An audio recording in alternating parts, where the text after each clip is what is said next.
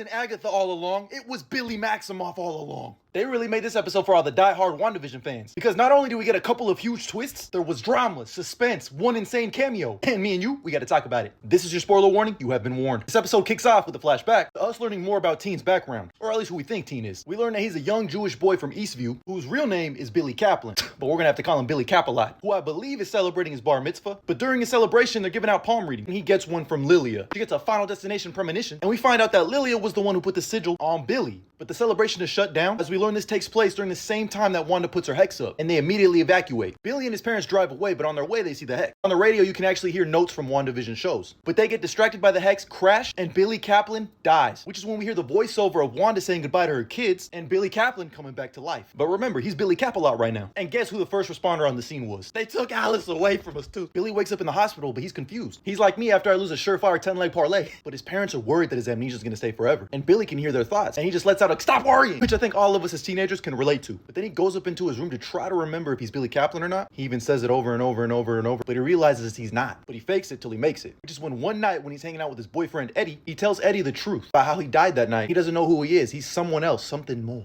And Billy shows Eddie his little conspiracy theory he got going on the floor. He said this happened during the same time during the Hex. Which, thanks to Eddie, we now know that in the MCU, they're calling the events of WandaVision an Avengers training exercise. You can't make this shit up. They brought that back from Iron Man 1. What am I supposed to tell the press? Training exercise, isn't that the usual BS? It's not that simple. An unfortunate training exercise transpired yesterday. But anyway, Billy tells Eddie that he met a guy on Reddit. That's right, this mysterious man named Bonerific69. That's right, Ralph fucking Boner returns with a new boner joke. Anyway, Ralph Boner ends up telling Billy the actual events of WandaVision, about Wanda's mind control, her kids, but also about Agatha Harkness. Before he does that, he goes home, does some research, actually finds pictures of a young Agatha, and all I gotta say is, ahaha, as he's listening to Down the Witch's Road by Lorna Wu, which is when he realizes, it's time for me to book it west and go to Westview. That's where we see the events play off from the first episode. We see that the interrogation was actually being done in Agatha's room, and she was wearing a Boner family reunion pitch a tent shirt, because everyone loves boner jokes in the MCU. Why? Flashback to the present, and Agatha really got that shit out the mud. But they're somewhat still on speaking terms. Agatha wants to know what Billy really wants down the road, since he already has his little powers like his mama. She's like, do you want your mommy back? Mommy Wanda. I do.